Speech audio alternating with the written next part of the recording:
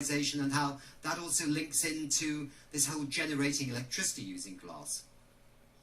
Well, that's a complex topic, but I will try. If we look at the glass in the facade, it's actually part of... First question, why is that guy wearing lady jeans? That's my first question. Why are you wearing lady jeans, you fucking weirdo? The energy. Is that how they do it in Europe? The room is supposed to be reflected. This fucking back crazy in the ass room, Europeans. So we don't get heating. We don't have to do so much heating. The energy from the sun is filtered, trying to filter it so that only the visible light goes through, and we're not getting overheating from the rest of the solar energy, and that then has to be integrated together with some sort of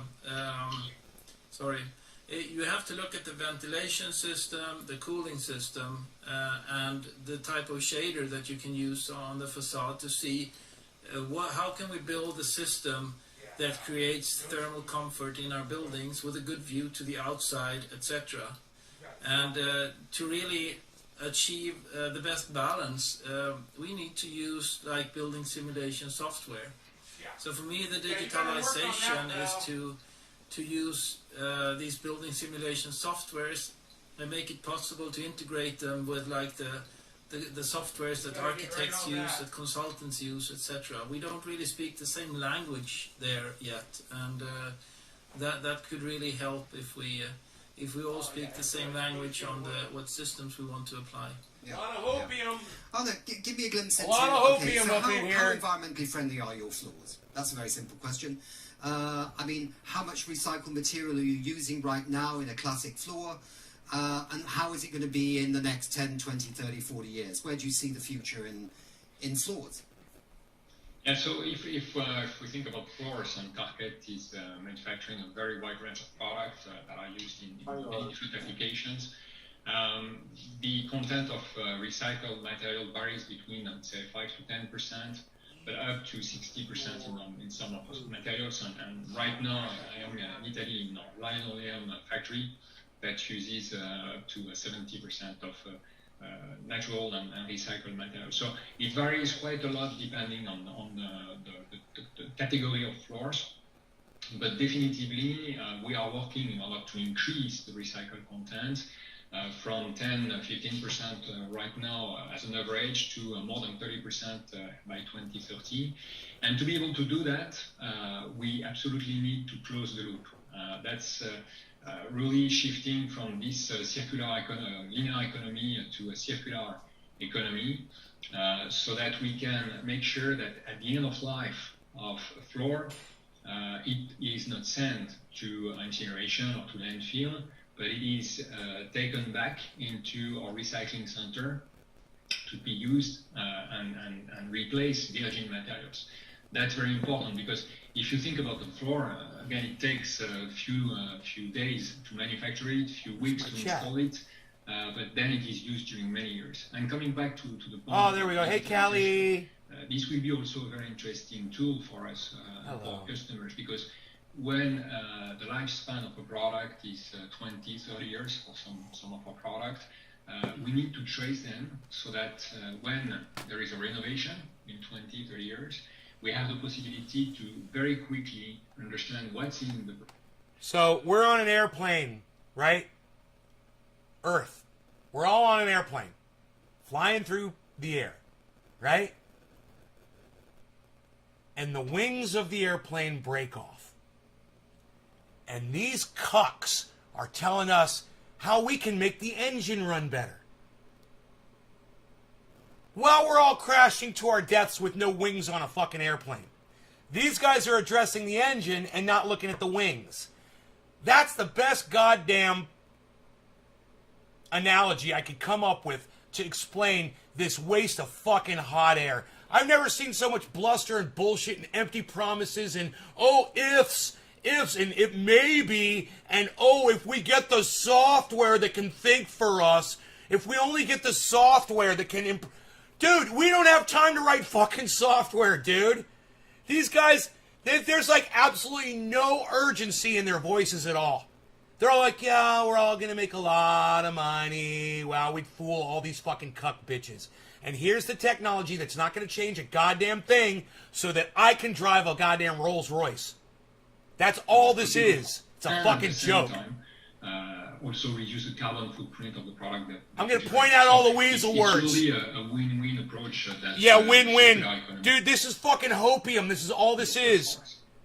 They're just blowing smoke. Because I'm just picking up a little bit on what and fucking Mr. Girl Jeans over here.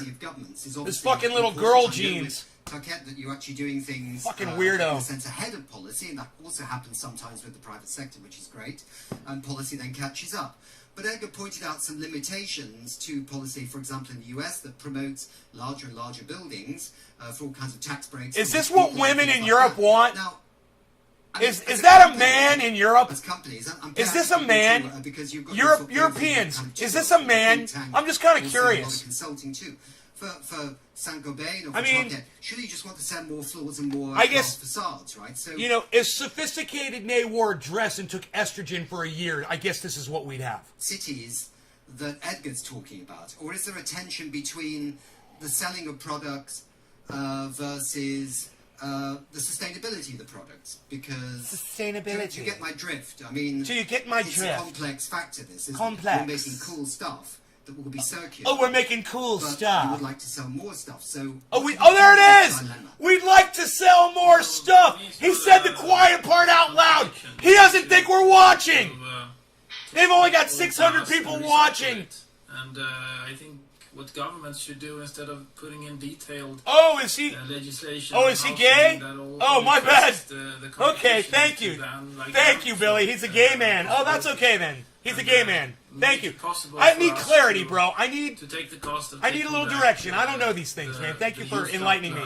Because our roadmap to carbon neutral. Totally don't mind if he's gay. I literally thought that this is where European men were headed. I thought we were like in this metrosexual, we want to be gay kind of man thing going on in Europe.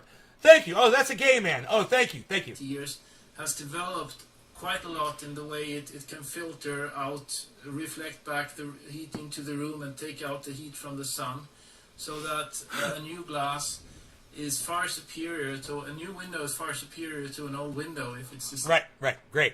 So what these guys are talking about is replacing all the windows and all the steel and all the brick and everything that all of our buildings are built out of. That's going to save our lives. You know, these guys have got it all figured out how they're all going to get wealthy beyond their wildest dreams. That's all this is. It's a money grab, and it's just like the cannabis industry. We don't need the industry. We just need the freedom to fucking grow our own cannabis. These motherfuckers, we don't need them to fucking tell us what we need to save the planet. We just need to fucking die. We're all gonna fucking die. Nobody's gonna save us. And we all just need to figure out and come to terms with it, you know? It sucks, I know, it sucks. We will never achieve circularity. And the other thing is that what Oscar said about... And they keep saying this stupid word circularity on a planet that is not circular. We can't do it. You know, there's entropy here. Things run down, they break, they wear down. You know, you can't circulate. They're talking about taking nutrients and minerals and refurbishing them, guys. They haven't quite figured it out yet, but they're working on it. To see this technological progress, and I would love to see more of that. So thanks very much indeed. And I think it says Oscar answered the question, which is, it's about. I'm waiting for him to put his hand on his hip and his other hand up like this. With these various jigsaw puzzles that make up a building, because it's a complex structure, right? Rather than necessary volume. So it's not cheap and cheerful, vast volumes. It's reasonable volumes. But of products that are constantly catching up with the challenges that we face in the world in terms of... You know what he's thinking? He's thinking, Mama needs some new Prada. Thank you very much, everybody, and I hope you enjoyed the show. It was great to have you on. Thank you. Thank you. And now, let's welcome back Ingmar Rentzog back on the stage.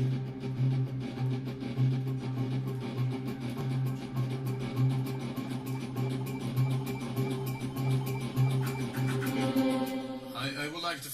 Yes. In there, because there was a bumper, so I'm just bumping in.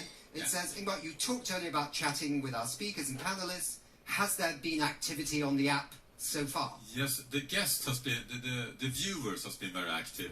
The speakers must step up because I see a lot of questions they haven't answered yet. So we are going to reach out to them and.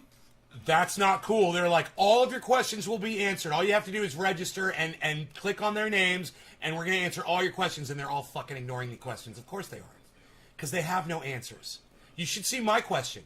What are your plans to do about the United States military, the biggest producer of CO2 on the planet? What are your plans to address them? Maybe you should go after the biggest producers of CO2 first before you start worrying about changing the glass and rebuilding every fucking structure on the planet. I don't know. I'm just thinking about, very good question. actual stuff instead of how I'm going to get rich over on you There's guys. just too many questions. Too many. These motherfuckers are grifters. Roadmap They're and grifters. That's all they are. Ingmar, They're here to what make about money climate off of us. reviews? Have you seen any of This those? was all predictable. I would actually like to showcase the Climate Lab, and it was a Climate Lab. He's not a very good gay man either. Those jeans are too big. Long before I know. He's that doing they it wrong. have Turquette as one of our speakers. Okay, thank you, Jeff. I was wondering. To go home before I killed him. But I hope they are still watching the show. And it's a Climate Lab.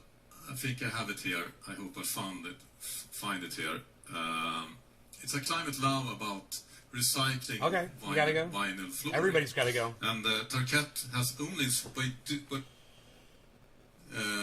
they have. It looks like buds. Saved 540. Looks like tons in crystally Sweden. buds. And this could be scaled in all Funny. countries they operate, etc. So you can do things. You can do things. Hey, hey, we're going to recycle vinyl flooring. We're going to do things, and that's how we're going to stop the United States military from being the largest producer of CO2 on the planet. But they're not going to talk about that, are they? They're not going to talk about that. Of course not. You're not going to go after the biggest producer of CO2 on the planet.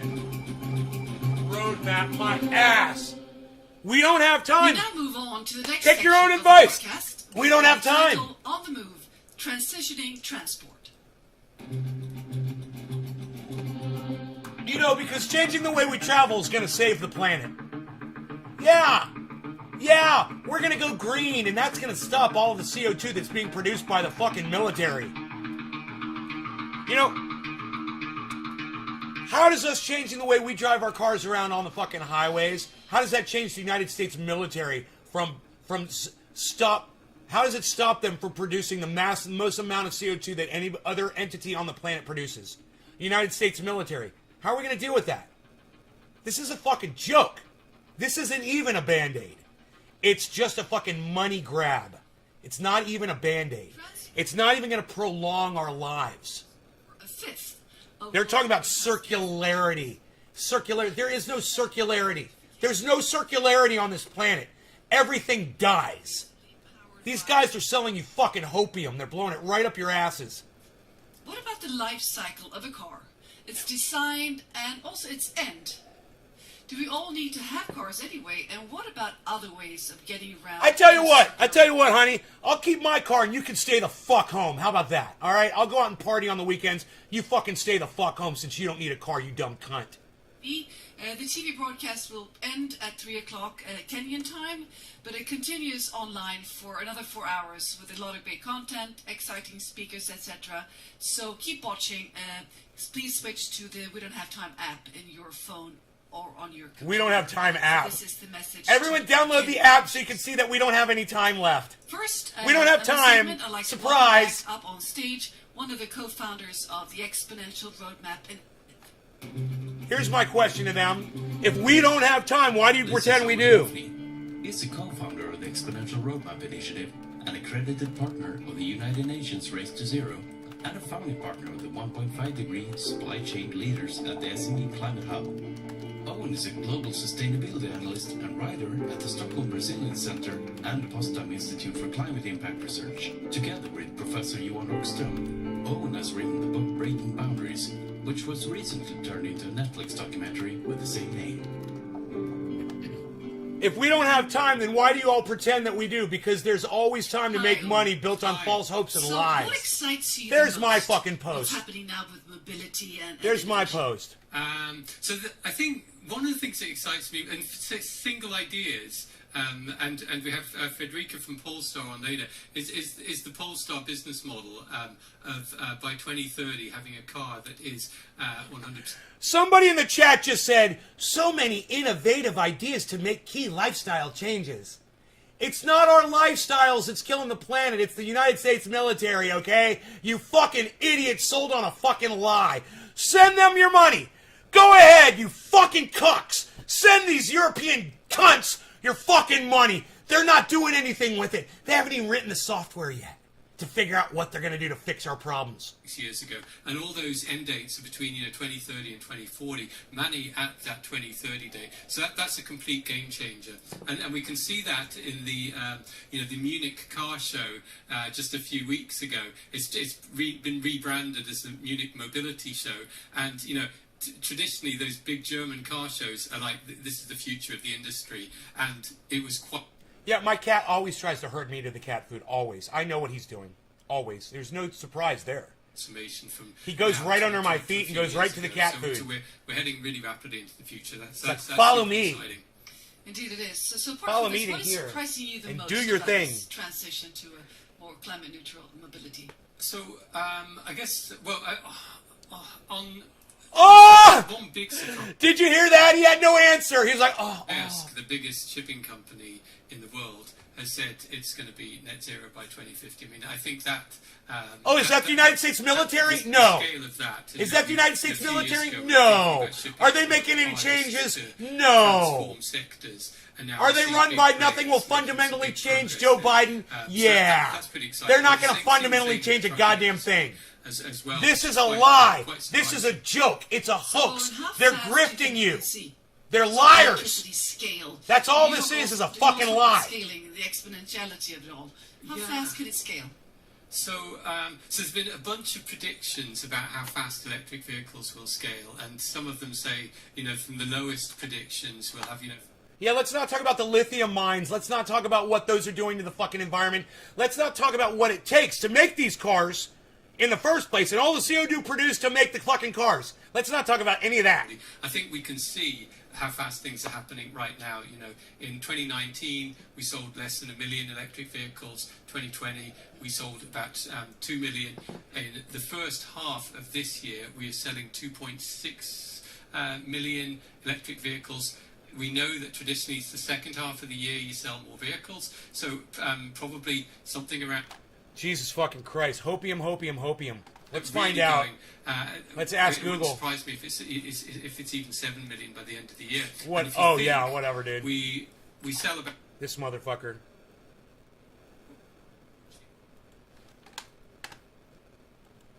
How many vehicles are on the road around the world? Potentially, how are we going to source 1 billion! 1 billion! Cars that might slow things down, but good luck with swapping all those 1 billion cars out. 1 million a year, dude. That's not even progress, man. It's not even progress. Oh, so in 1,000 years we'll have all electric cars. 1,000 years. Great. Great. So good luck with that. The pandemic has been a real shock, systems-wide shock in the economy, and it's had this really big effect, quite surprising effect on global transport, from everything. I mean, first of all, it's changed business models, and it's changed... they got... And in some ways, there's no going... They got all the slogans, they got all the graphics, they got all the cool little video animations, they got the cool haircuts, and the cool little fucking headset microphones, and the little fucking sharp-ass blazers, and the cool fucking cotton shirts, and the fucking $500 fucking specs. Oh, they're so fucking cool. These guys got so much money, it's literally just oozing off of them. They're so privileged, they don't give a fuck about you, man. They're swindlers, and they're suckering you. That's what's going on here, guys. None of this shit is real. None of this shit is going to change a thing. Go talk to the United States military about how much CO2 they produce. Then compare that to the changes that these cucks are pretending to do by the year 2050 when we're already going to be fucking extinct. kind of casually in a conversation, if we can electrify... I need a goddamn dab! We could actually probably electrify the grid here in Sweden enough. By then cars will be flying, right, Jeff? Years, because 90% of trucks go up and down just 4 or 5 main roads. She stole my outfit, Billy. And they wouldn't be so difficult to electrify. And I would say, okay, that's interesting. And if you've just got enough battery power in the trucks to just get them off those main roads to where they're going, it's a very small part of these guys are money. They're all money. By the challenge. In their little flat, they're driving their fucking Ferrari, doing their part. With DAF, with all coming together and saying, yeah, we want to be net zero by 2040. Which is no law regarding cannabis. Cannabis isn't for all. Cheers, everybody. By 2050, if trucks have a lifetime on the road, so we should say 2040. So we should say, yeah, we're just going to throw a number out there. Responsible decision to take. So we're seeing big changes there. Less so in aviation. I mean, that's we're seeing some innovation there, but not nearly fast enough, though. We have Heart Aerospace, the Swedish company, that they're actually aiming for quite soon having aircrafts on regular traffic. But is that feasible?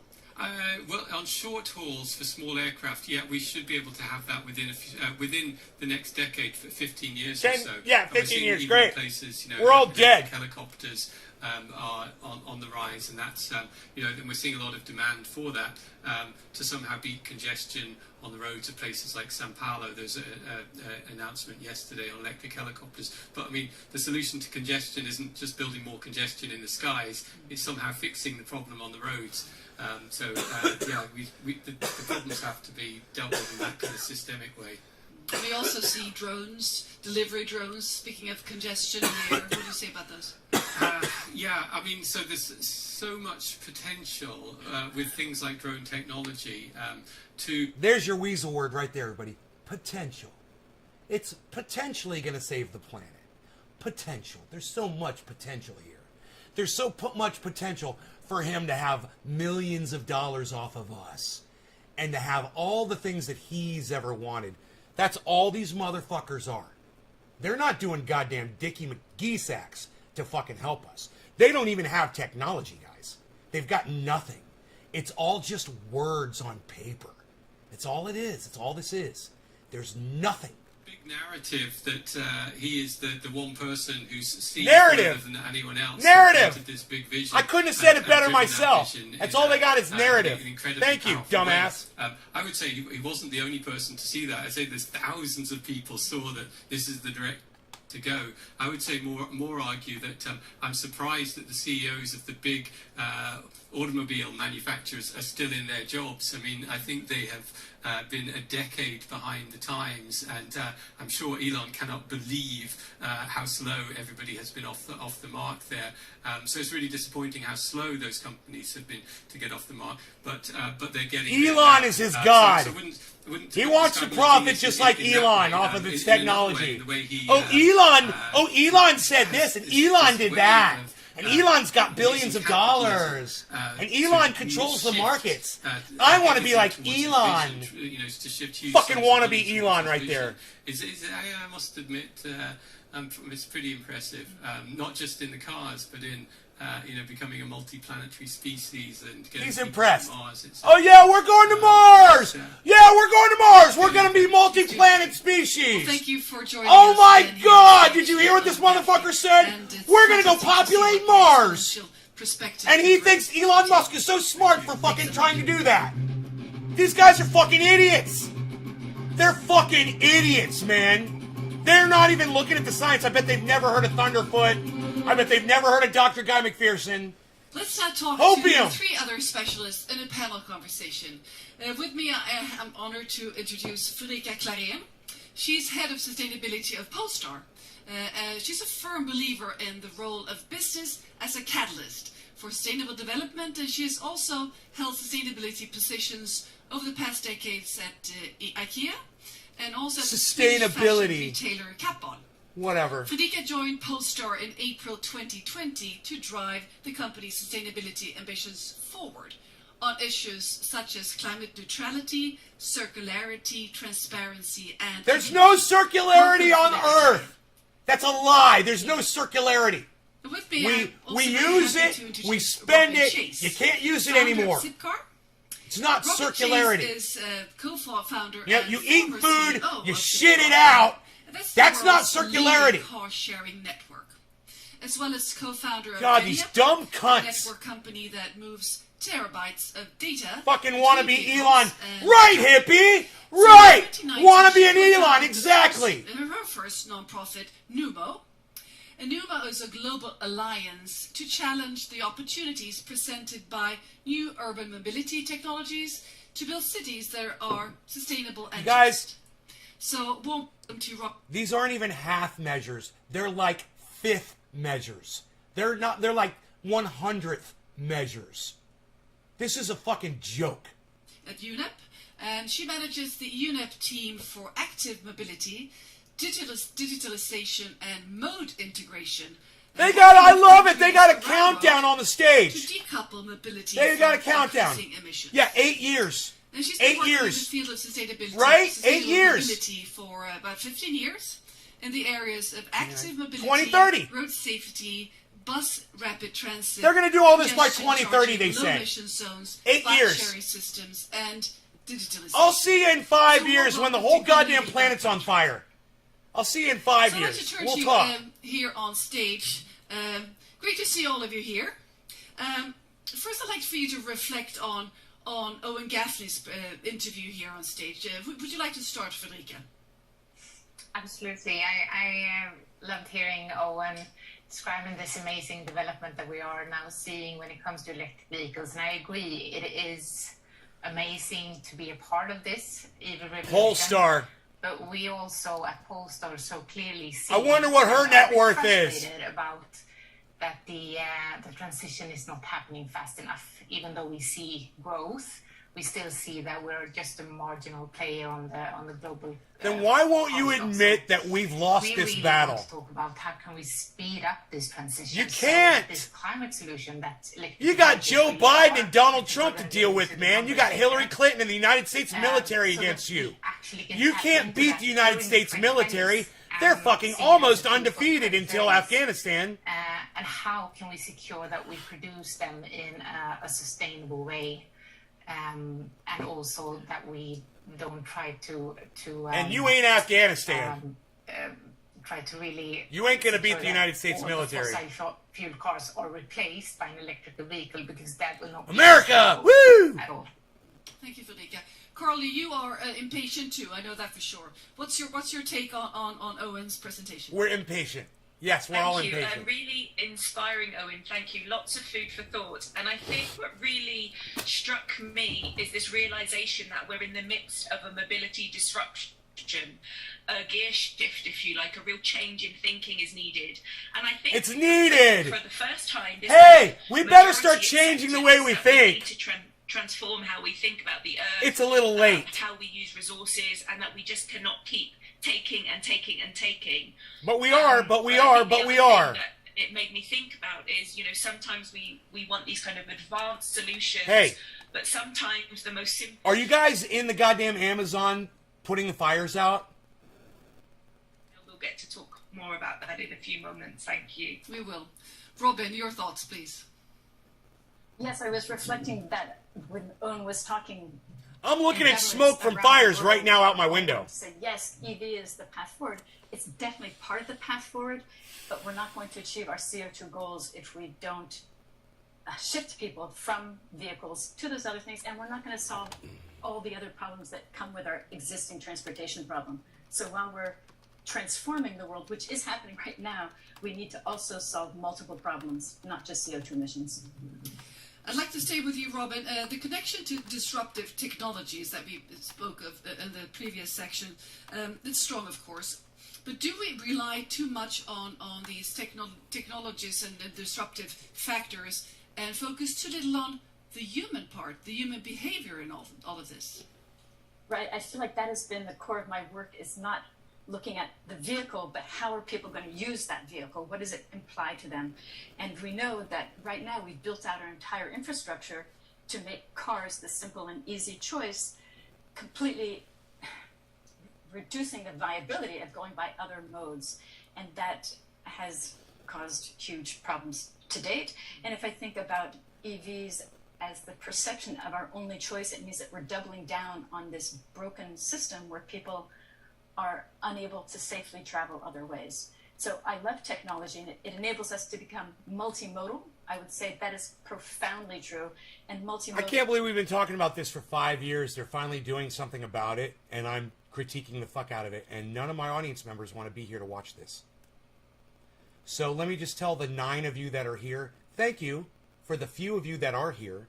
I love all 9 of you. And the rest of these motherfucking cucks that don't want to be here 7 o'clock, 10 minutes before 7:10, to watch this incredible review of this live fucking... This is happening live right now. And I'm reviewing it live for you. You know, and I'm calling all the bullshit out, and none of my audience members are here to support. Again. Same problem as last night, guys. 9 viewers. And to the 9 of you that are here, thank you. And to all the other cunts that fucking left because they were bored, or they don't want to hear about climate, or they don't like the way I yell or scream or whatever, go fuck yourselves, man. I'm fucking getting sick of you motherfuckers. This fucking show rocks. I might even go back and watch this one. That is more dynamic and where you have a diverse set. I've got no safe ways of. I've got no doubts so I think about the quality of this morning's show. To transparency around cars can really promote behavioral changes in the way that it empowers the consumers to understand the impact that cars have. I just understand. Hey, Doc, I just understand how unsupportive my audience is. Period. When I provide you guys 2 days of quality content, man, and I can't get anybody to show up to the show or stay and watch. They come with the depth and what they can do to secure that it stays. You're gonna miss me when I'm gone, motherfuckers. You're gonna miss me when I'm gone. By using the car, really securing a higher... You might not even be able to find me wherever I go on the internet. You might not even be able to find me. Produce cars. Better enjoy it while it's here. I just think that the way we work with being transparent with consumers hopefully will enable this behavioral change that you will see. Thank you, Frederick. I'd like to say with you, you are... She's a very pretty woman. You brand yourself as actually the first truly climate neutral car. No. Not climate neutral. No, I just said that when I looked at my script card, that's not going to be possible, of course. You just said to no organic cannabis. Cannabis is intended for all. Cheers, and fuck anybody that doesn't want to be here because we're actually covering good shit. In terms of fuck really them. making this happen. All right, fuck you if this isn't interesting enough for you. To the goal that Cheers. You're really working towards. Yeah. So I think what you're talking about is the moonshot goal that we have set out for ourselves, and that Owen also spoke about, that we want to create a climate neutral car by 2030, which means that the 26 tons that we see today for Polestar 2, cradle to gate, when it rolls out of the factory, for Polestar 0, that will be 0. And that means that we have 8 years of a lot of research, a lot of advanced engineering, a lot of working with our suppliers to secure that the 20,000 plus components going into a car all can be produced with 0 emissions. And that will take all of the nerdiness that we have and design, sensibility, and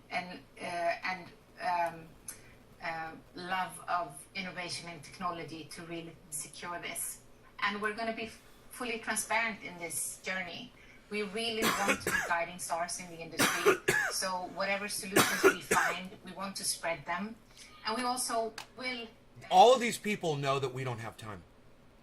This is a fucking hoax. It's a joke. She knows it. The fucking guy that's running the show knows it. Every fucking person that's trying to push their technology on you, they all know that we've run out of time. And that none of their technology, even if it was all employed today, which that will never happen, even if it was all turned on today, it's too late. The CO2's already out there. We're getting hotter, and we're not going to cool it down. And every single one of these motherfuckers is lying to your face. They all know. They all know. So, they're like politicians. It's like my father said when I was a kid. I remember, I'll never forget this, man. He said, it's okay to be dishonest when you're doing business with somebody.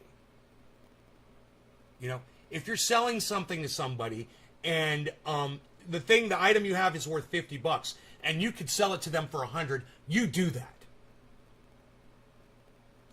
Every single one of these motherfuckers is using my father's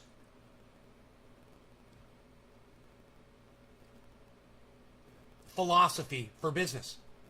They're all, and just like politicians do the same thing. It's okay to lie to get voted into office. It's okay to lie to your constituents and promise them things and not give them what they want. These motherfuckers are doing the exact same thing. They're all pretty people. They're looking us in our eyes. They're saying, we're trying so hard and we want it to go faster and it's not happening, but we're here and we just need to do this and we need to do that. You guys, they all know this. You want to talk about a fucking conspiracy? The green new fucking douchebaggery. That's it. That's the new cannabis industry. That's where everyone's going to move to try to sell you, try to get over on you and make money off of you. Right now are necessarily perfect. Just like they did in the cannabis industry. What we do know is electric is the way to go. Here we go. And, you know, at UNEP we have a global electric mobility program working with over 50 Here we countries to support them in their transition to electric. And part of the program and part of what we're Where are you going to get your batteries from? Batteries as sustainable as possible and looking at They're not sustainable. Where are you going to throw the batteries when they go bad? And I think you stupid cunt bitch! We have to be transparent and we have to be open and we have to accept that there is no perfect solution. Oh, there you go. Going back to something that Robin said. That then why do you keep offering them? There will always be a need for cars. And, you know, one of the questions I get asked a lot is, do we even need them? And I always say, you know, I love my car, but I also love walking and I also love cycling. And really? Do you love walking 100 miles when you got to go see a cousin or something in another city, you stupid fucking bitch? You know, I spent most of my adult life... Do you live next door to the airport? And I never drove. I never owned a car. I never even was able to drive. Because you're a loser! Nairobi, the first thing I did was you're a fucking lazy loser bitch! And buy a car. Just because you didn't use a car doesn't mean everybody else doesn't fucking need one. So the reason is I got goddamn 4 vehicles in my driveway. I use all 4 of them. Suck my dick! And they all run on fuel! Focus on this global electric mobility transition, and rightly so.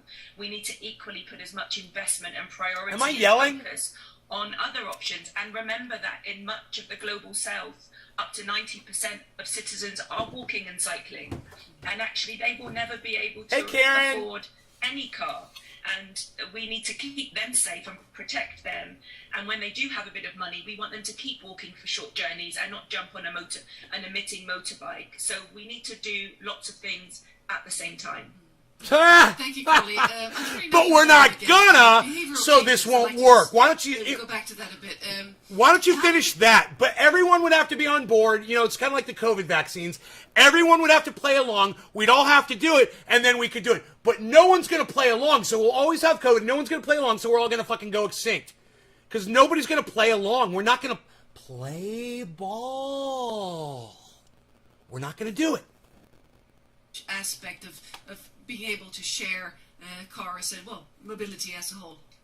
I guess I've had an epiphany recently. So, number one... Donald Trump's about to become president of the United States again, and these motherfuckers think they're going to change the world. It's almost funny! You gotta laugh at it. Baseline criteria for living and multi. You know what, are you going to cry? Because it's all of ours fate, and if Donald Trump becomes president of the United States again, these motherfuckers are useless. Completely useless. Not only are they useless to us, which they already are, they're useless to themselves because Donald Trump and the whole world, they're going to make sure that they pass laws that prevent any of this technology from happening. Neutral cities, mood neutral options. And that will mean, to be absolutely honest, we need to start restricting the number of lanes, the amount of parking that cars get today so that we can make bus I wonder if traffic Google admits what the largest make producer of safe CO2 in the world is. That is how we create this optionality. So, options is inconvenient, isn't. Largest producer of CO2 in the world.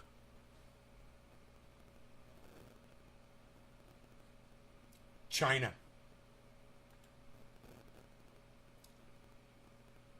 Producing 10.06 billion metric tons of CO2. Okay, so what's the United States military producing CO2? I'm kind of curious. You know, because China's going to listen to these motherfuckers, right? Same point. But I digress. Let's see what the United States military produces. Total CO2 produced yearly by the United States military.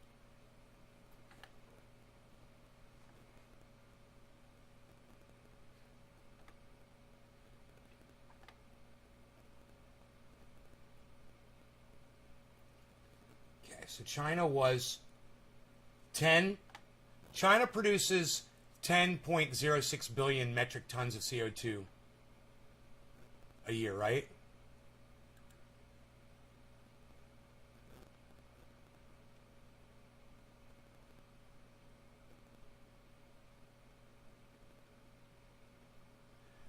A new report from Brown University has estimated that since the invasion of Afghanistan in 2001, the United States military has emitted only 1,212 million, not billion, metric tons of greenhouse gases. In 2017 alone, CO2 emissions added up to 59 million tons more than many industrialized nations, including Sweden and Switzerland.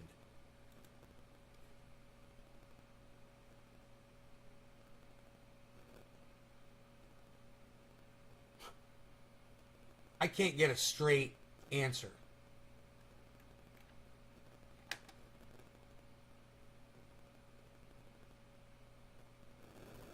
I can't get a straight answer. So it says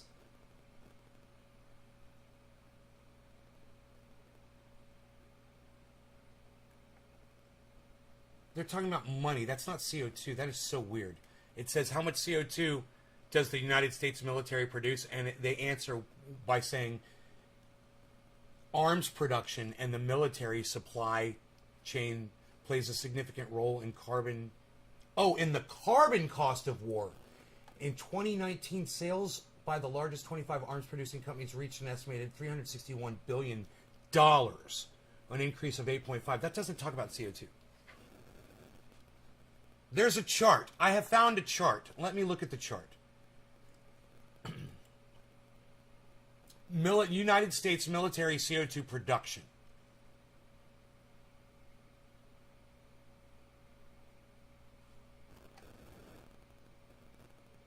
So why don't you put fucking China on the list? What the fuck, dude?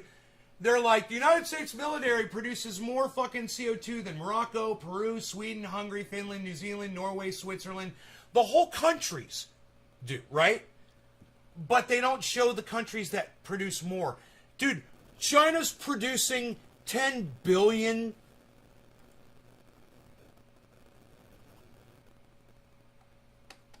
metric tons of CO2.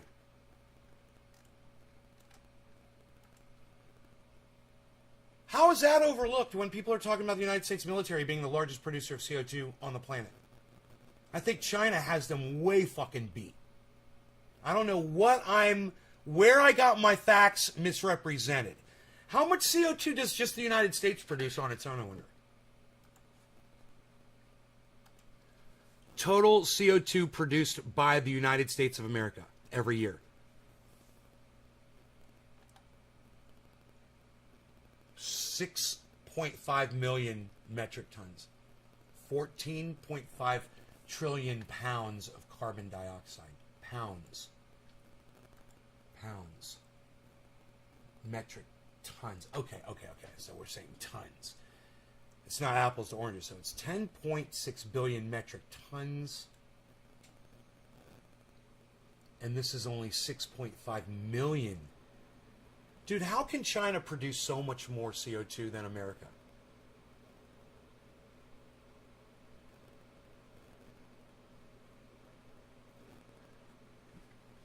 Dude, if China produces this much CO2, 10.6 billion metric tons of CO2. Let me fucking put that in there.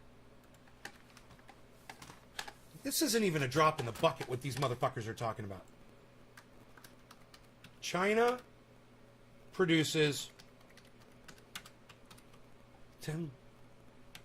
You have no solution for the real producers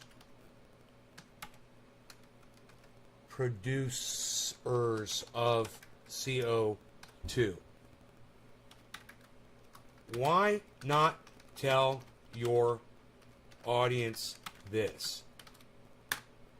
China produces 10.06 billion metric tons of CO2. You have no solution for the real producers of CO2.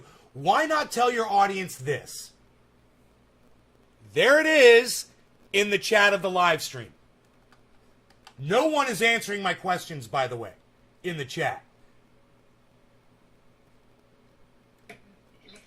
There's only 585 people watching. It's so fun. I just wish that everyone can understand that. I have come to the conclusion. I've worked with sustainability for 10 years. The 5 countries producing the most carbon dioxide. Here we go. Companies and policymakers, they do exactly what customers and voters tell them to do.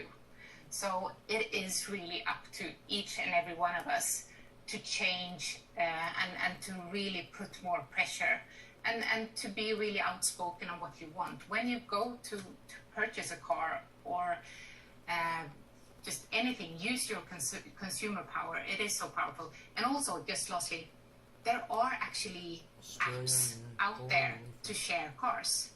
We don't have to come up with this in the industry. It is something that is accessible today for everyone. You can just download an app if you're just curious and you are bold enough to make that behavioral change. And we need more bold politicians and consumers. And speaking of apps and consumer pressure, I will now invite back Ingmar Bentzog on stage. But you, please stay on stage. Stay on Zoom. You're on my stage, so I say Zoom. And here's Ingmar. Welcome back.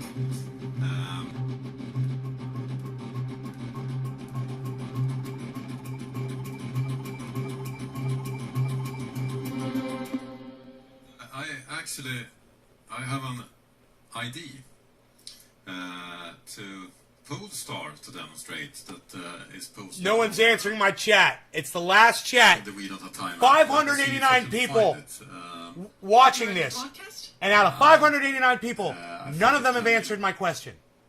Yeah, I think so. Why don't you tell your audience about China? 7 hours ago, so it was before the broadcast. You guys will have zero. All of this technology will have zero effect when China's producing 10 billion metric tons of CO2 a year. That you should cooperate with Zipcar and integrate a car sharing app into the car from the beginning. People could just buy a Polestar and they could start earning money by having it parked outside, and they don't have to lend the key to anyone. It just works digitally. And by listening to you here, I think you should continue the conversation, because I think you have something there, actually. And you have the consumer, they want it. As you can see here. You have a consumer still selling shit. 40. It's all they're talking about. Continue liking this, maybe you might convince. So, Fredrika, what do you say about this climate idea?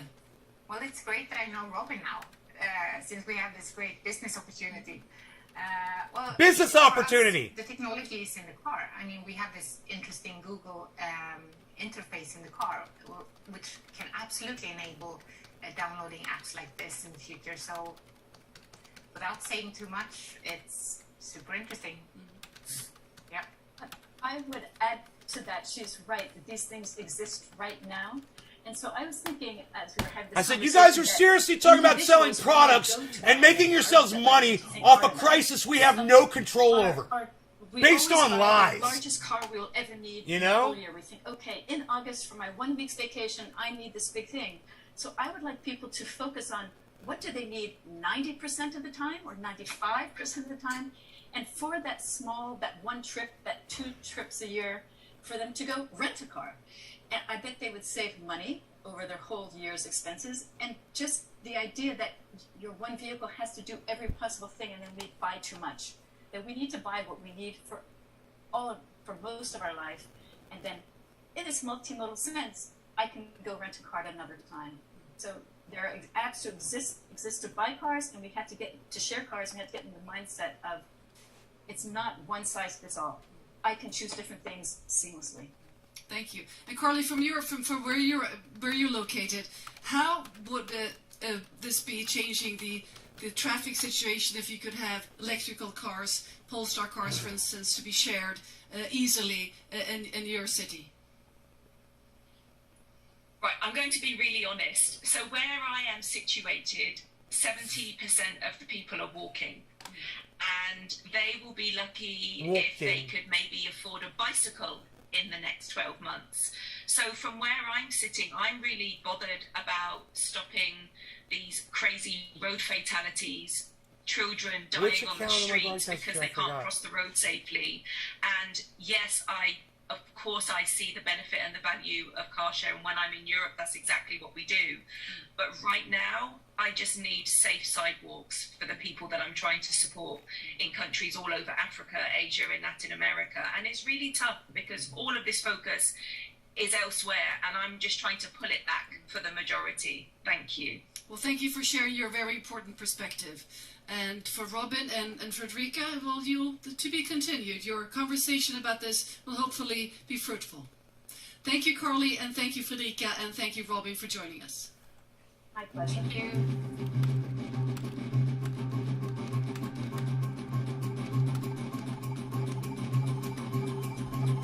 He says, these people are, somebody answered me. These people are trying to do something. I said, no, they're trying to enrich themselves. Climate anxiety meets 80s style. It's a fucking joke. They're trying to do something.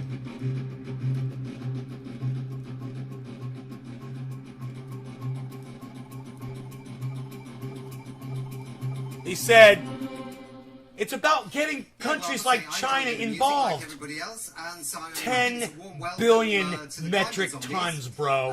An 80s electronic music to soothe your climate anxiety.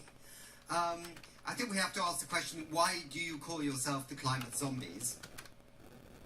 Yeah, the story is that this is the first song I ever wrote, and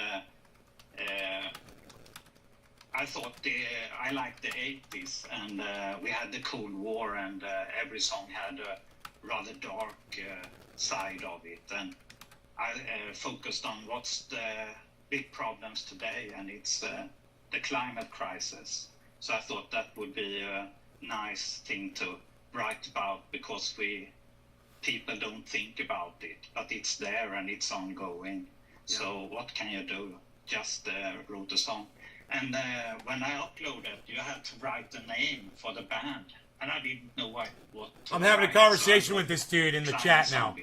One guy. The song was called We Are Climate Zombies. They went up to 620, and now it went back down to 560. So I think we're actually going to have a little listen to the song, if that's all right with you. Can we play the Climate Zombie song? Can we play the Climate Zombie song? That's okay. Thanks, guys. So weird. Oh my god.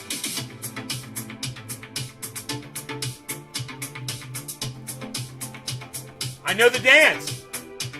I know this dance.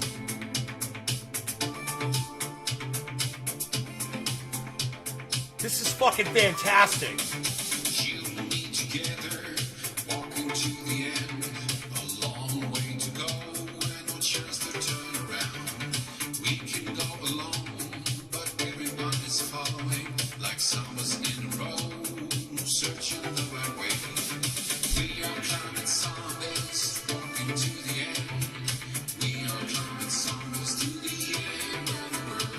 Why isn't shit lips busting their balls?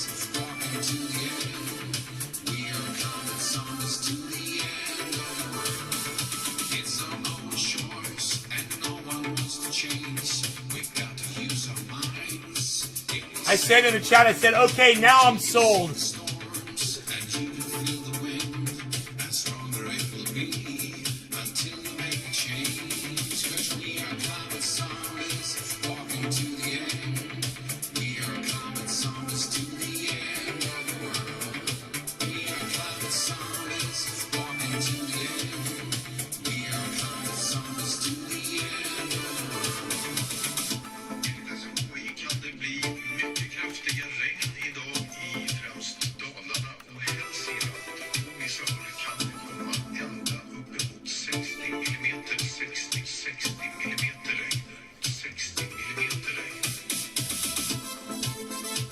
Guy's agreeing with me now.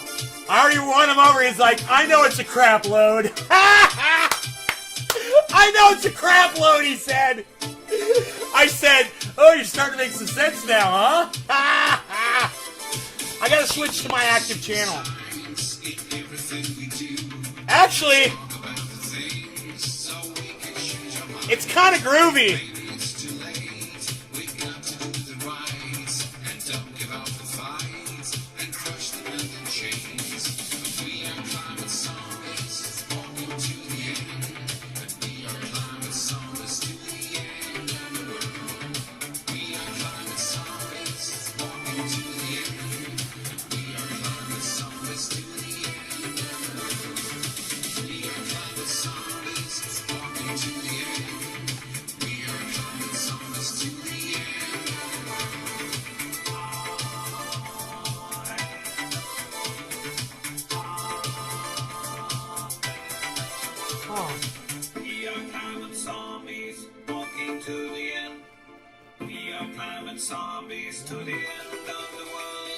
Goddamn channel. Fuck.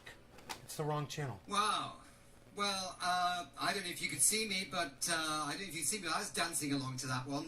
I was too. Thanks a lot to the Me and the gay guy were dancing. I love it. Song, we were both grooving. The generation that the 80s worked very nicely and the 70s too. So let's move on now to our next segment of the show. Let's do that. Let's do that. Let's move on. It's Nays Laboratory. Nays Laboratory, everybody. Uh-oh, your content was removed due to a violation of our community guidelines. It's just a warning. I wonder what it was. Fuck off. How about you guys fuck off? How about that? You guys want to go fuck yourselves? Uh-oh, did their show shut down, man? Oh, no, I accidentally paused it. Okay. Okay, here we go. We are Legion. We can make change everywhere. We just need to try. Dude. Okay, subscribe. All right. Refresh. Gotta subscribe to the channel so you can chat. So stupid. Someone in the team who does a bit of the writing, maybe a Dolly Parton fan, remember the song Working 9 to 5. But it's about the world of work, and our keynote speaker for this segment is focused on guiding governments and businesses on how to maximize the employment opportunities offered by the circular economy, thereby ensuring a transition that is positive for work and for workers. Meet Esther Goodwin Brown. She leads the growth and strategic... They got slow mode on. There's no one chatting. They're fucking cuck bitches. Control freaks. ...create the conditions for transformation towards the circular economy.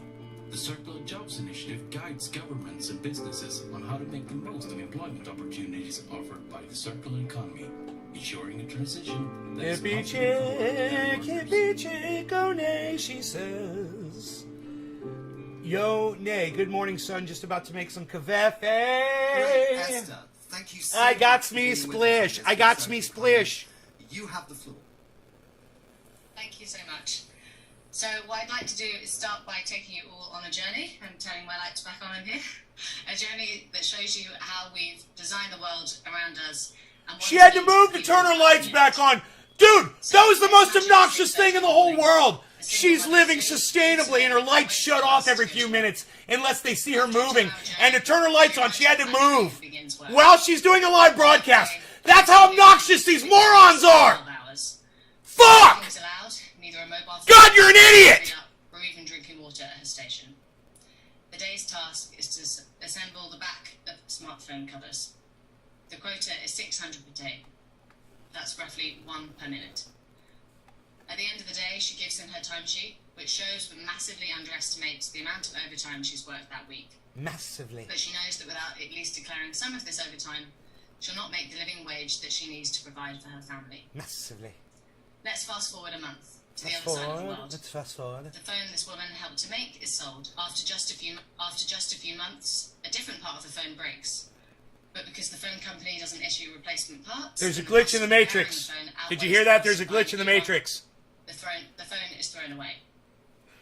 In a matter of months, the work of this woman and the hundreds of others that helped to mine the raw I can't track this story. It's too long. and to sell it is thrown in the trash. Just get to the point. And I'm sorry to say that this is the reality for the vast Okay, the phone's in the trash. chains around the Phone, world, waste. how they operate A today. phone got thrown in the trash. People, This is their going to time save the and their planet. skills, along with Phones the that wealth last and forever. Hey, I want materials one, are not being but it's not going to used save the fucking planet. often going to Our waste. landfills are not filled up with fucking This is cell what phones. we've come to know as the linear economy, the economic system that we all work and live in today. And it's the spill effects of this system that are impacting people and the planet. And what do some of these impacts look like? So not only deforestation, environmental pressures, and global heating caused by extraction, production, and transformation of goods, but unequal access to wealth, inequality, in-work poverty, and a growing number of people working in precarious jobs. And what's most worrying, around 90% of total CO2 emissions created globally come from 10 industries that account for just 16% of total employment. So we can all I see wonder if they know about that's Mir's really adding our position. Mir's reflection. In a circular economy, we believe it's time to redesign our economy and become more circular, keeping materials in circulation for as long as possible while putting people at its heart. We know that people in work now and in the future, from bioengineers to truck drivers to teachers, are the main vehicle we need to help us change. There, I our put it in the lives. chat. Mirsreflection.com. So what does the world of work look like in a circular economy? For a start, work is centered around activities that are labour rather than material intensive. So in other words, they involve more people and their know-how than they do raw materials. For example, Circular instead of Jobs one person Initiative. being employed to incinerate Circular. 10,000 tons of used goods, like in the linear economy, reusing the same amount of materials could create. It has salt in it? I didn't know that. In a circular economy. It helps it stay pure, I guess, the salt. It keeps it from bacteria growing in it. Getting these pre-loved products out back into society. Huh. In a circular economy, the woman I introduced earlier will no longer work to create one smartphone case after the other. Her company could adopt a service model and lease phones so that it's easy to have them repaired. Make it easy to have them fixed or Right to upgraded, repair. Yeah, including right, parts like that's phones and true. batteries. Yeah, it's not going to She save the might planet. trade None of telephones, these solutions, phone even all of them stations, stitched mini together in hubs, one big and quilt, help them out are with not going to be materials. enough to cover up this fucking True gaping constant wound. learning is technology and solutions to how This is to a reuse fucking, materials not even a into drop in the market. ocean, man. All of this meaning her job becomes more varied. No longer got a Roles cannabis. of Cannabis full isn't range too of all. Cheers, skills, everybody. And meaning her daily Bong work is rips. contributing to a regenerative Orange bud. system that's working to design out waste rather than a continuous conveyor belt of production and disposal. Moving away from our current dysfunctional system sounds surprisingly simple, doesn't it? Let's mimic nature and reuse what we already have. Redesign our systems so that everyone has a role, and work not only provides for our basic needs, but contributes to this better world we're all striving for. But if it's that simple, you may ask, why haven't we already made this change? And it's because there are some major barriers in our way. Yeah, I heard Lawrence Many Fishburne's not going to be in it, don't though. understand the benefits that the circular economy can bring, or how to make it a And that reality. sucks. And so COP26 is a vital time to bring this to their attention. But How there can is you do good it, news. you know, The without circular him? economy is gaining traction around the world. More governments and businesses every day are beginning to see it as a serious alternative to our current linear system, and recognizing the opportunities it provides to create jobs and reimagine the way that we live and work. The Dutch social enterprise Fairphone, for example, creates a phone based on modular design. It's easy to repair. This phone's it's gonna subscription save the planet. It's paired with a take-back system, which incentivizes the company to make products that last. We need to give initiatives and business like this a massive boost so that they can grow and provide the services and jobs that we need at scale. At scale. Achieving this kind of massive scale systems change will require a paradigm shift. And ultimately, it comes down to the fact that we need to change the way that we value our resources and the world around us. and this includes placing much more value on different types of jobs, like trades and low-tech jobs in our increasingly high-tech world. One way we can do this is by investing in our people, being clear now about where we want to go from here and upskilling people so that they can come on this journey with us and take up and thrive in their jobs as companies and sectors shift to a more circular economy. So we know the solution, but what we at Circular Economy are doing to make it a reality. We're working every day with business leaders, educators and policymakers to give them access to data on the opportunity and show them how to use it. We've designed digital tools that show how the circular economy provides opportunities for our workforce across sectors and geographies. We map where the jobs are that are driving the circular economy. And most of all, we work to put people, as well as the planet, at the heart of our economy. Shifting from a linear to a circular economy and achieving net zero by 2050 won't happen by accident or overnight. And so we really all do need to work together to make living and working in a thriving circular economy a reality for everyone. Thank you so much, and back to you both in the studio.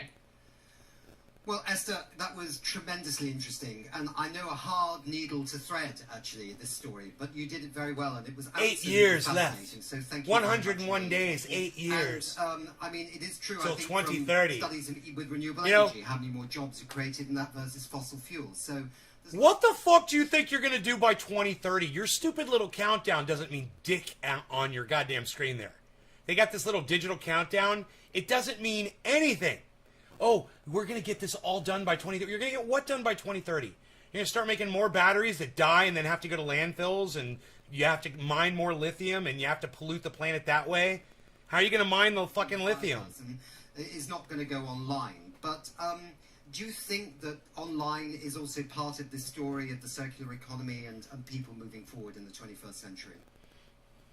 Absolutely. I mean, the circular economy and Billy. the impact it's having on the labour market is happening alongside the major trends that we've been seeing for a long time around digitalisation and automation.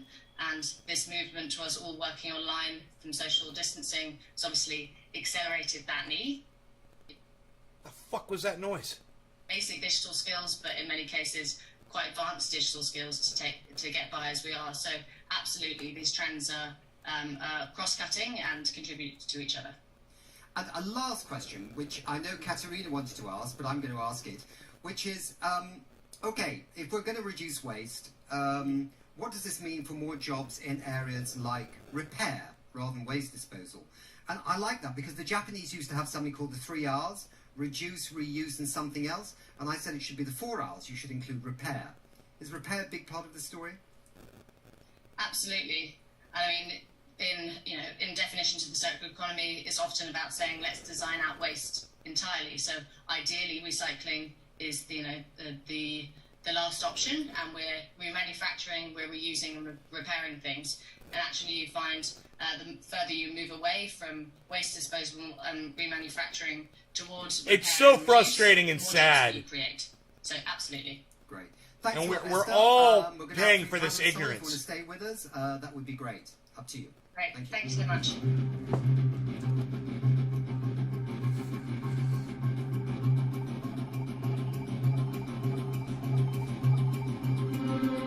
Hey, Talib. That way so we can see Hey, Talib Is she up there? Solze from Where's Plainwell, Esther? Michigan. I What's think up? That's fine. That looks nice, doesn't it? Can the cameras see them all? Super. All right. Good. So now I want to introduce our panelists. As Esther has outlined, there are many ways we could look at this section, but we decided to look at the online world and its contribution to climate action and circular working. Let me introduce first Dr. Pernilla Jonsson. She is head of Ericsson's Consumer and Industry Lab. Oops. Which looks at what connected intelligence Wrong means to screen. people, different industries and society. Pernilla has worked with innovation, market strategy, business development for multinational companies for over 15 years, and she is a board member of WASP-HS, and that means the Wallenberg Foundation of Artificial Intelligence Research in the humanitarian and society context. Wow. In 2015, she launched a book on the digitalization of the purchasing process, The One-Click Revolution, which earned the honorary prize as Sweden's Marketing Book of the Year in 2016. I'm still trying to write my book, and you've already got a prize. It's a damn shame. We're also delighted to have Henrik Narcissist. Byström, business group lead at Microsoft Sweden. Trying who to is make deep shit about into the himself. concept and the practice of hybrid working for its customers and society generally. But also how Microsoft can decarbonize the way its operations operate to ensure that the company meets some very ambitious climate targets. And there was a very interesting... I'm ready thing for today another in the bong rip. Financial Times on hybrid working, with people saying they keep forgetting their charges and things like that because they're not sure in the office or in the... Bill Oregon in the Cannabis. home. Cannabis That isn't was his for all. Cheers, story. everybody. And we're also pleased to have with us Sasha Giglioni. Is that okay? Giglioni, yes. Fantastic. He is the CEO and the member of the board of directors of the Swiss green IT manufacturer Prime Computer.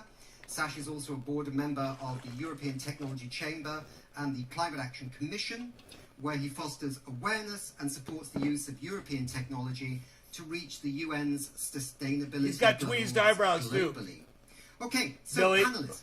First question, we're doing this standard in all the panels. You've heard from Esther from the Circle Economy. Do you have any reflections on what she said? Well, I actually think that digitalization is one of He's the a Euro great, metrosexual, isn't he? opportunities to actually transform the world as we know it right now. Our CEO, Börje Ekholm, says that the climate challenge is not a challenge, it's the challenge that we all have to face now and that we all have to work together to actually solve in the future. And we need to act now, not later. Anybody else interested in what... I mean, interested is not the question. Did you find something in it that you wanted to respond to? I was reflecting over the discussion about waste and so forth and what difference we can do there. And actually, I mean, in Microsoft, we are not taking a race to zero, we're actually taking the race to negative. So what we...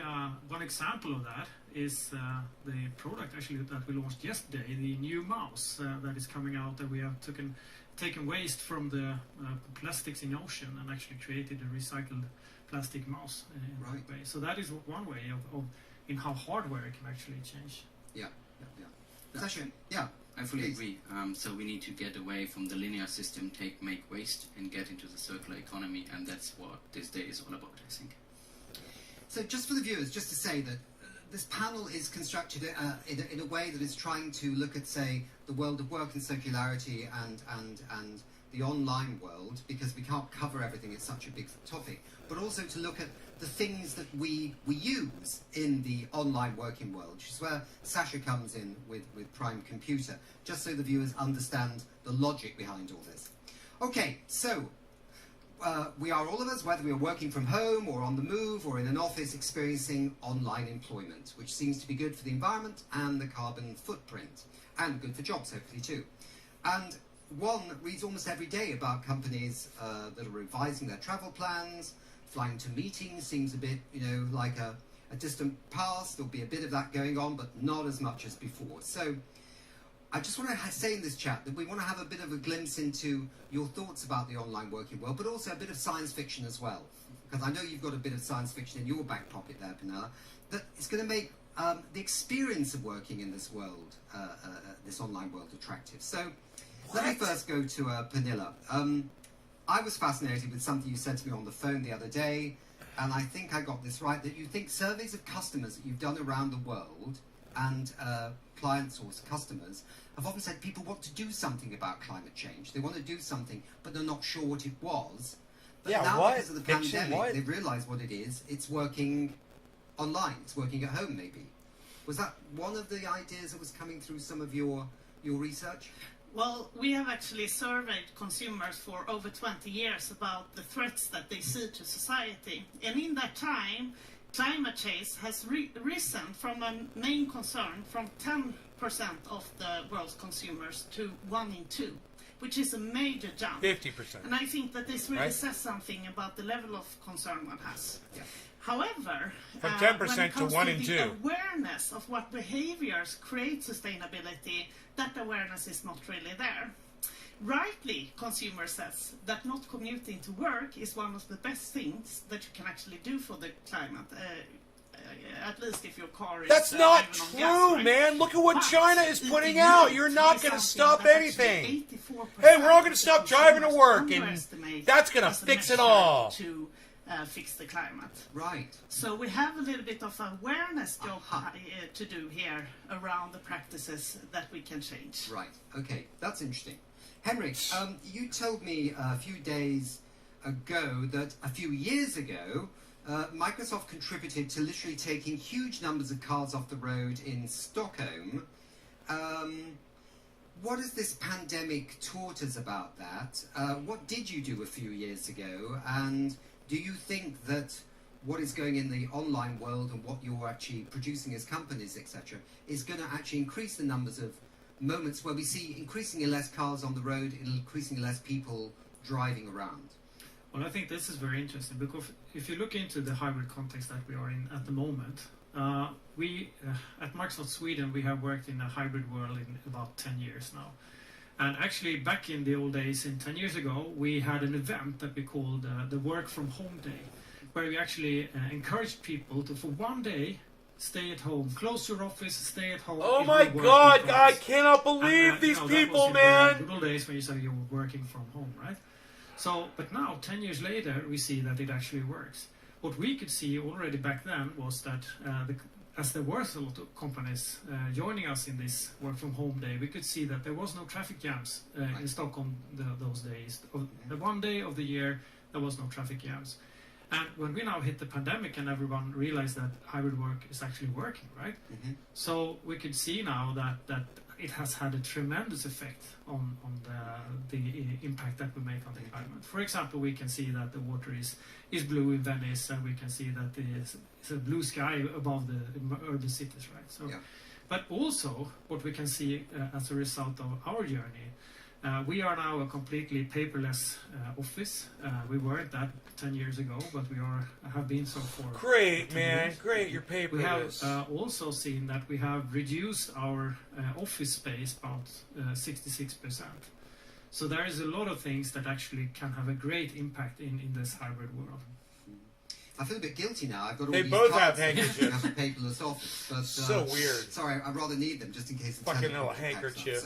up, so. Sasha, so we're talking about online work. We've talked about the bigger picture of work in the circular economy, and now we're going to turn to you because you're involved in green IT. You're building computers, but also servers to actually be very climate friendly.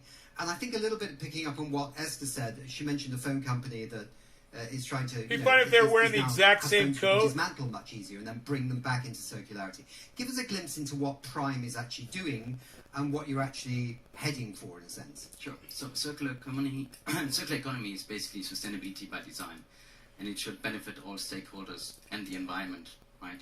So eliminating waste or reducing the materials on a regular stage, but to be honest, what we need to think of is getting that back into the economy. So of the reusing stage. Now, if you take the whole aspect of the impact of what ICT actually has on the world, it is, I believe, underestimated. So ICT can have a reduction of 20% by 2030 of the CO2 emissions.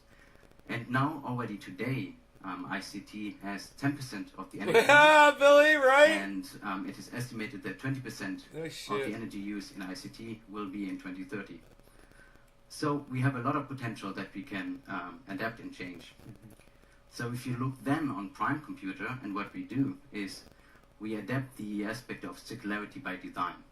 So circularity, actually, of reducing CO2 emissions through the climate neutral aspect we take with us, but also in reducing energy consumption by up to 80%, reusing recycled material, but especially you need to look the way beyond and after, because the aspect is not just prolonging the aspect of creating those devices, but creating an ecosystem of reusing, second life cycle, and making it easy to repair and actually recyclable at all.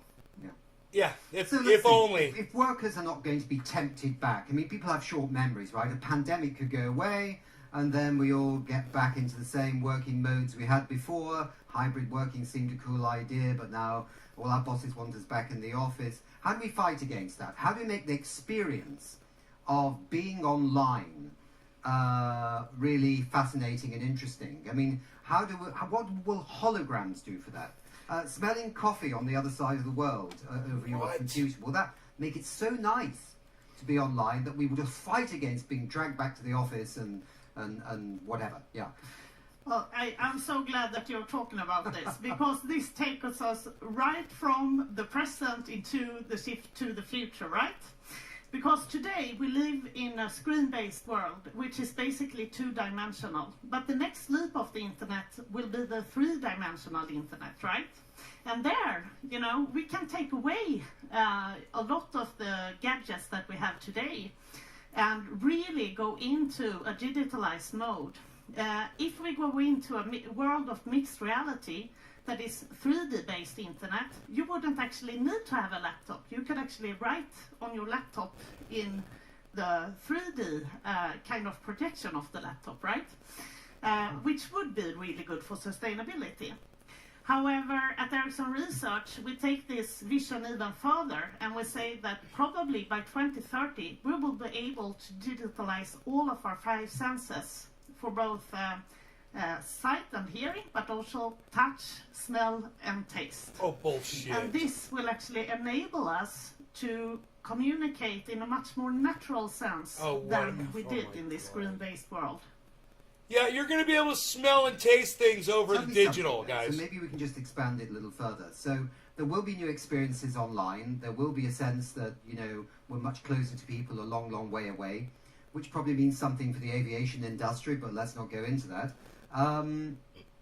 But I wondered what about this whole... I mean, there used to be a dream in the 1990s, when I was an old journalist on the Times newspaper in London. The BT, British Telecoms of this world and others talked about restoring the way we live through digitalization. In other words, that we could actually live in rural areas, for example, and the whole city scouts hut could be converted into a co-working space, and then you could walk your kids to school, you could walk to the shops, you could not be spending long times commuting.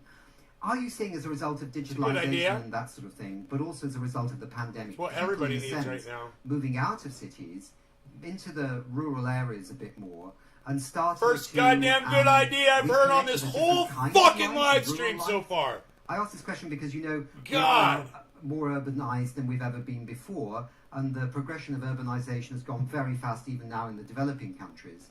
But are people returning to land? And is the computer and digitalization and IT changing the dynamics? You guys are basing all of your hopes on an apartment. These guys all live in flats and apartments and shit. In Sweden here, where this is a fact. But that is not only the effect of that you can. This move guy's out from Microsoft. Other areas. Windows 10 but that is douchebag also right there, very powerful for the re-engineer. company, because now you Motherfucker. can hire the most skilled people independently of where they are, right? So, so for the organizations, it's super important that you can actually be more powerful and create better results as your company grows in skills. So it's an opportunity for the companies in that way as well.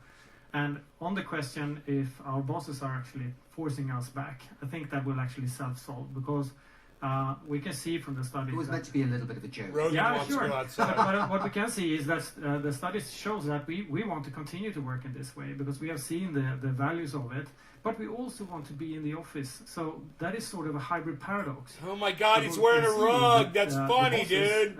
Tend to, he's wearing a rug. A high level...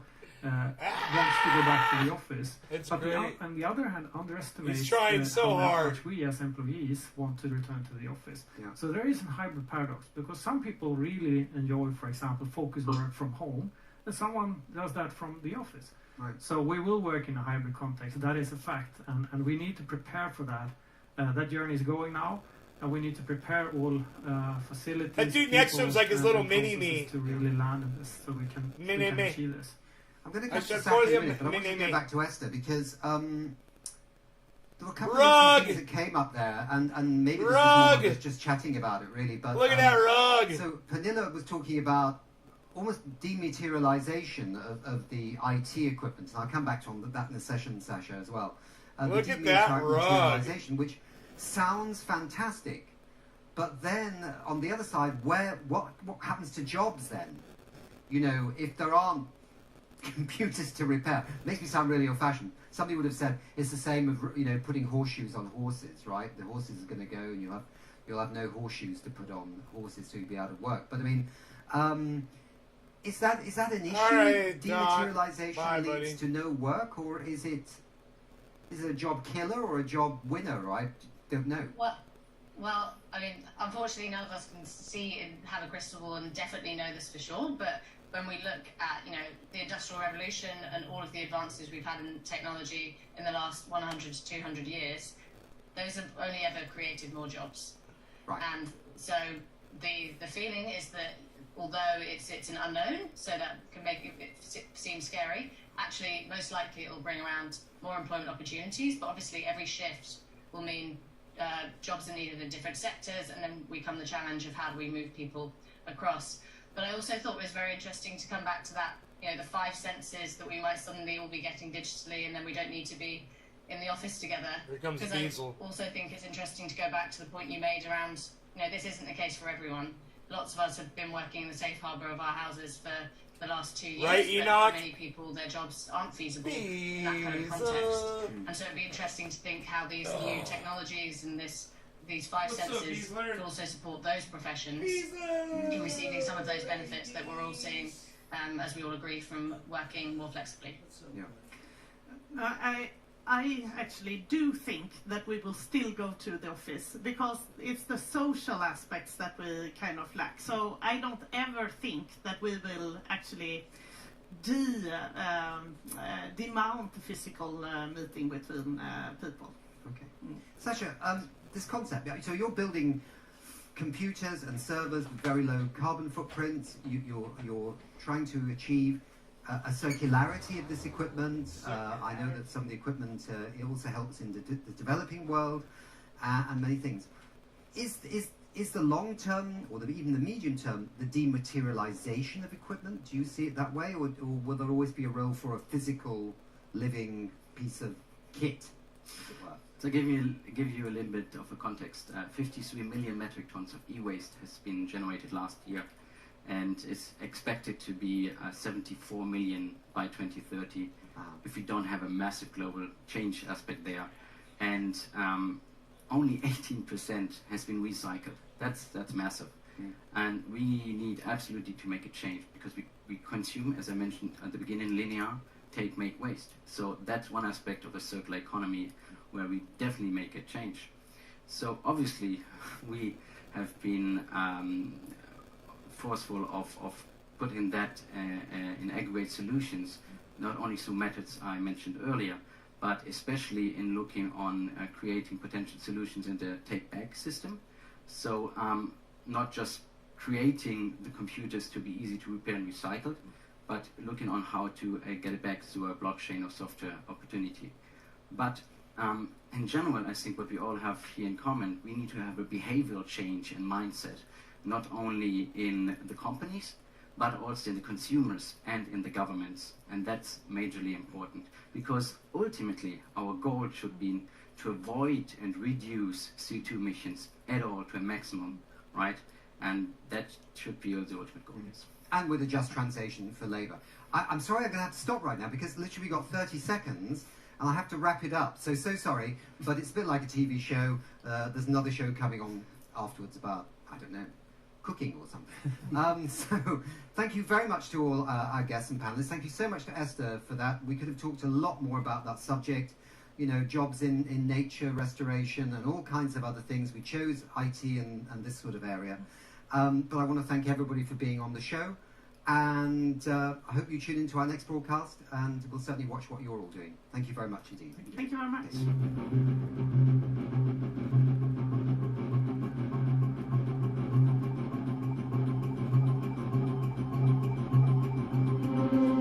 Bye. Okay, so, and now we welcome back Ingmar Rentzog on stage again, and that's fantastic. It seems that one of our app users has weighed in against one of the large tech companies in the world. Ingmar, tell us about that. Yes, first I would like to give the one standing here free climate love, because what you're doing is important and it's great. But it's also that the bigger you are, the more responsibilities. And our app, for instance, we are using Apple as an infrastructure. That's how we dematerialize things. But the phone is actually something that is hardware, and that is every phone that you buy is emitting a lot of carbon. And I have an example here of we'll see here, a climate warning to Apple. Apple is a company, they're really big. They're starting to act on the climate. They're doing a lot of good climate action, like Microsoft, but they have also some problem. And something our community don't like at all is one thing to not do enough. It's understandable. We all are not doing enough for the climate. No one is perfect. But it's a whole other level if you're actively doing something that is bad. And I would say that what iPhone or Apple are doing with iPhone, they have patents so that no one else than themselves can repair it. Right. That is going to, I don't know, it's not a circular economy. No. So they need to stop that. I think they will.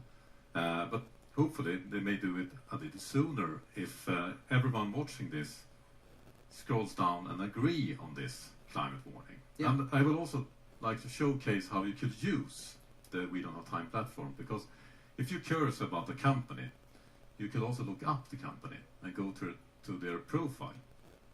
And as you can see here, this is not what Apple are talking about. This is what our users are talking to Apple about Apple, and you can actually see that they have received 46% climate love and 34% climate warnings. Right. So they are better than worse, but they still need to improve. And you can see it's everything from green corporate lobbying to block climate action, but it's also reducing emission by 75% before 2030, and 200 million into climate solution fund, etc. So it's both climate love and climate warning, and that's often how it is. So we just need to scale down the warning and scale up the love.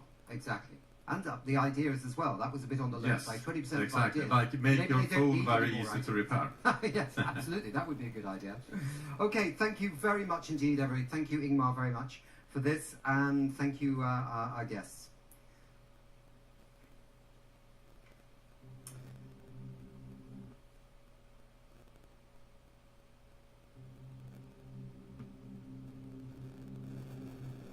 I feel like when you really know a problem, it's hard to ignore.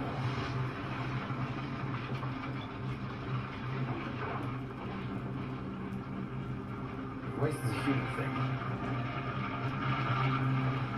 There's no other species on Earth that wastes things, it's just humans. Because we've put it there, it is our responsibility to fix the problem, and it's now the time to turn this around. To date, We Don't Have Time has formed partnerships with more than 130 companies and organisations worldwide. Works up. Quite a normal childhood, I guess.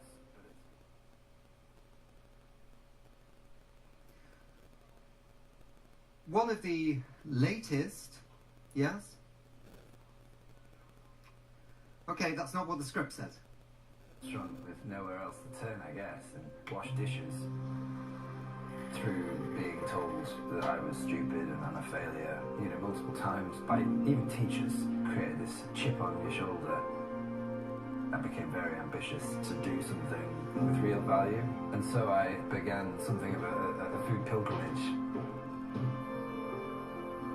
So I went around the world to some of the best restaurants that had some sort of purpose, but unfortunately the reality was quite the opposite. It was criminal, some of the things that I witnessed. Just waste. I started to realise that the food industry is a complete disaster. It's unsustainable. Our expectations, our desires are unnatural. We need a new system.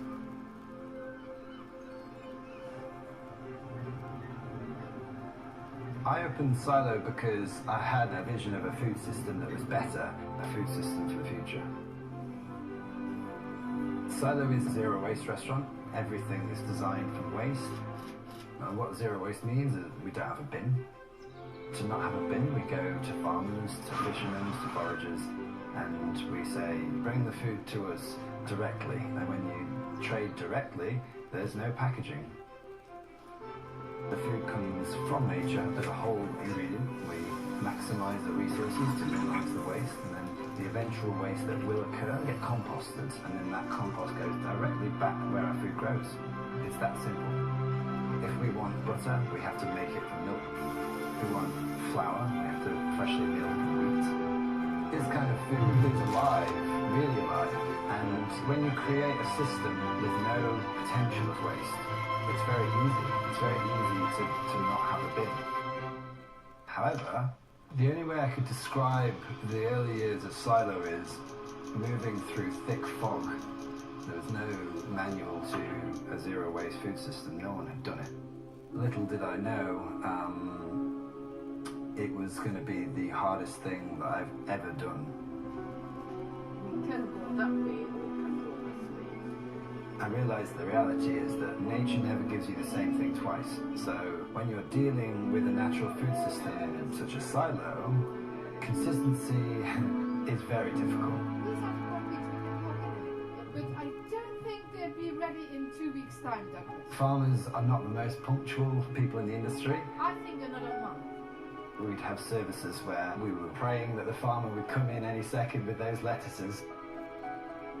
We used to grow mushrooms from coffee waste. Didn't work. We made our own soap and we made candles to the extremes of using a coconut to scrub dirty pans. That would be the process, you know.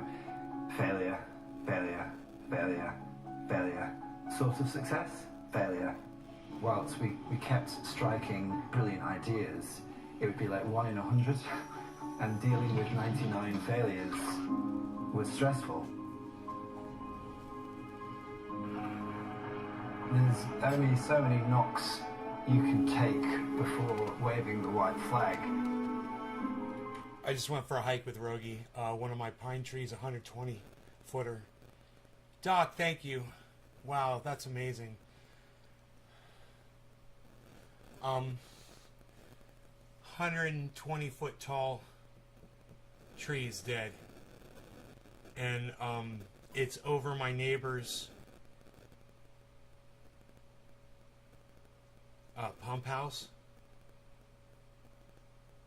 It's in a really bad spot. Fuck. I'm afraid I'm gonna need a licensed fucking lumberjack to do this.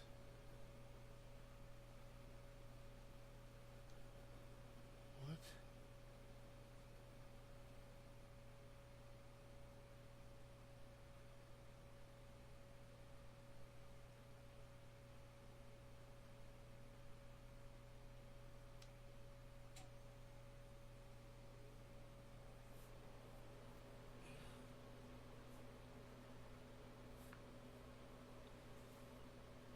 We are Britain's most innovative restaurant. Oh, okay. It serves delicious things and grows a culture of people that are more in tune with what needs to happen. Hey, James and Chris, what's up from Doc Hollandaise? For doing this was to create change. I call him Doc Hollandaise. As time passes in Brighton, in this original origin for Silo, the progress slows down naturally. He's one of the greatest audience members. Down. Culinary gang in the Hey, Beezel! Silo is at its best when it's Beezel, you want evolving, when it's developing. And so the way to accelerate change, the way to accelerate these ideas is to start in a new environment, to close Silo in Brighton and to move it and to re-establish the ideas and to repopulate a new culture and hopefully accelerate the movement. All right. Everyone to the Beetle is enjoying some cookies. Yeah, cookies. Beetle eating some cookies on the carpet. Yeah, he likes the taste of the cookies. And they're nutritious too. Make him feel good when he's down and blue. It's time to grow. It's time to make the next step. Epoxy, let me tell ya, Nick Brown. To the future. The future's that way. There's no need to frown when you're using epoxy. You could be using Flex Seal instead. Hi everybody, Phil Thwist here with Flex Seal and the brand new Flex Seal Clear in the brand new can, everybody. Flex Seal.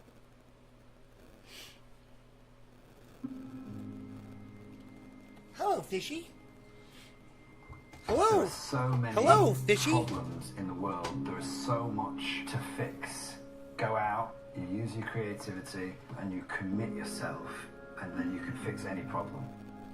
I was just a dyslexic school dropout, and I decided to apply what skills I had in an area which was begging for change. Fuck, that tree's gonna cost me a fortune to take down. I know Mark could do it, man, but fuck, dude, if he fucking drops it on that pump house. We have all of the intelligence, all of the creativity to do what's right.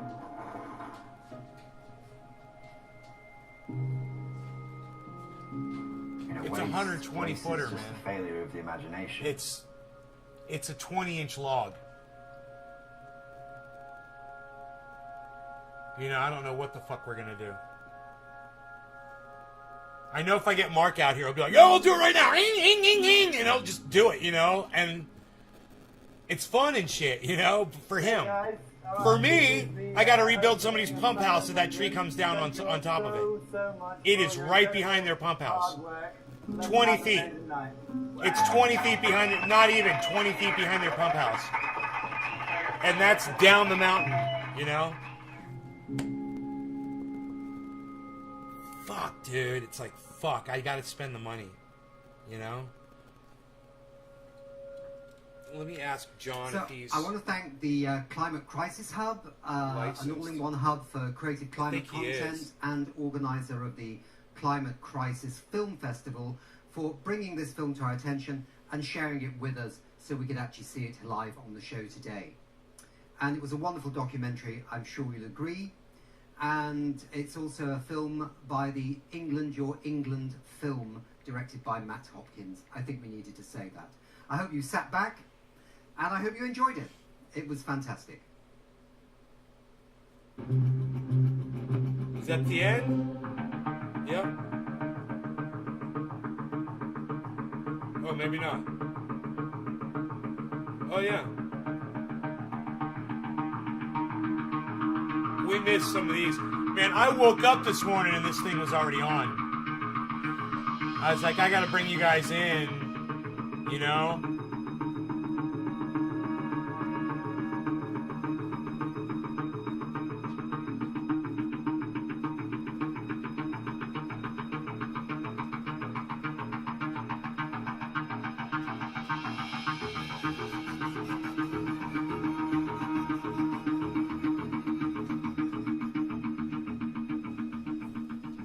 So how we feed ourselves in the 21st century is becoming a critical issue.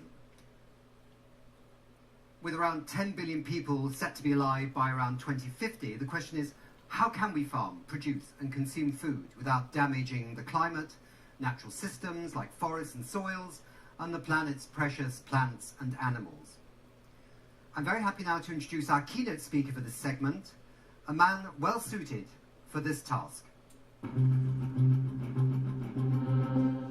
Meet Olav Schörre, Senior Director of Strategy at EAT, a non-profit dedicated to transforming our global food industry through science, disruption and partnerships. Olav led the Bureau for Development Policy of the UN Development Programme for almost 7 years.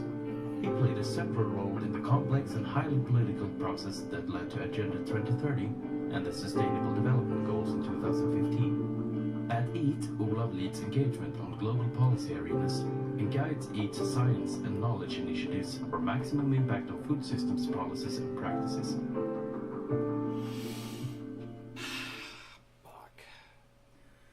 Olav, you have the floor.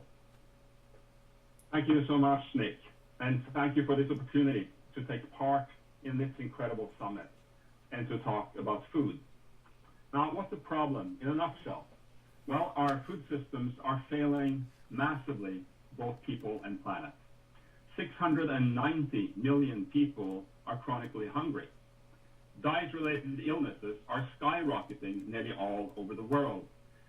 Food is almost 1/3 of our climate problem, and agriculture is the main threat behind 86% of species at risk of extinction. Guys, this microphone and sucks. Adding insult to injury, we lose and waste around 30% of the food we produce. Douchebag. This has to fundamentally Hey, Don! change during this decade of the 2020s. If not, humanity will suffer the consequences for decades and even Will it cost me $5,000 to have a tree cut down? No. No. centuries to come. What 19? I do realize that this sounds like fire and brimstone, but let me tell you this.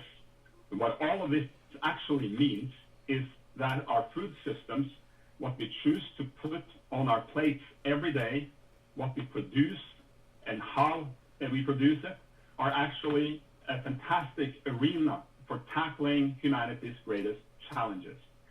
And it is increasingly clear that we Look, can you guys, all there's not do a lot this. of people watching, The so I'm going to future go. is in our hands. There's no reason for me to what do waste we all this do? What bandwidth are on the 8 basics people. that we need? But you guys can watch The this. first It's live right I now want to talk about on is- YouTube. It's called is Circularity about all and the of Race us to and Zero, what's on our Exponential Climate And let Action me Summit dive 3, and I'll give you a into direct one of link in the absolute chat. core issues at the You'll be able to center see this of from this. anywhere but We Facebook. have about 1 billion. You've been heads warned of about cattle using on our Facebook, planet. and you won't get links Though there, no but fault of their own, there's they the link happen to it, guys. release vast All right, love you quantities of guys. methane, See you this one of the afternoon. most Take care. powerful greenhouse gas Bye, guys.